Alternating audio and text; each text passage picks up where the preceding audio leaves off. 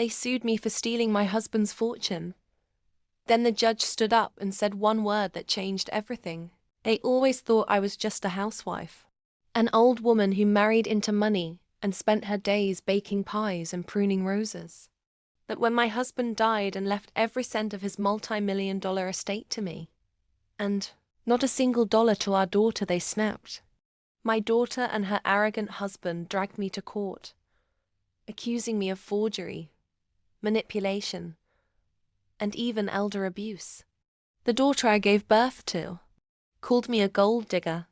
She said I stole her father's empire, but they had no idea who I really was, until the judge stood up, looked me dead in the eyes, and said one word, "Commander, let's rewind." My husband Richard built an empire from luxury hotels to tech startups. And yes, he loved me, but he loved power more. What no one knew was that long before I met him, I commanded one of the most classified intelligence units in the country, trained in psychological warfare, asset protection, and counter-surveillance. Richard knew who I was when we met. That's why he trusted me with everything. His passwords, his holdings, his legacy.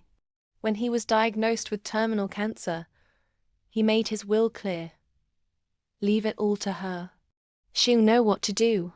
The day of the hearing, the courtroom was packed. My daughter sat there with her husband, surrounded by flashy lawyers. They painted me as a senile widow who tricked a dying man into signing away his fortune, claimed I forged documents, manipulated his mind. Then I took the stand. Before I even opened my mouth, the judge stared at me. Then he rose to his feet. "Commander Vance?" he said, stunned. "Is that you?" The courtroom went silent. My daughter's face? Priceless. "Retired, Your Honor," I replied. The judge smiled. "We served together in Brussels. She's the sharpest operative I ever met. If she says the will is authentic, I'd bet my gavel on it." Suddenly, the lawyers were whispering. My daughter looked like she'd swallowed glass. But I wasn't done. I handed over my evidence. Video recordings of Richard dictating his final wishes, digital timestamps, and biometric verification. Then I dropped the final bomb. I had already moved all the assets. The properties were transferred. The accounts were sealed. And their names? Never even appeared in the new legal trust. They sued me too late. The judge dismissed the case with prejudice. But I wasn't finished with my revenge. Before leaving the courtroom, I turned to my daughter and said calmly, "This isn't about money. It's about loyalty. You sold me out for a check. So now, you get nothing. Not even my name."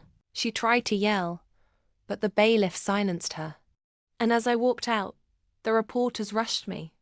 All I said was, "Next time you come for the Queen, know what game you're playing." Sometimes the sweetest revenge is letting them underestimate you.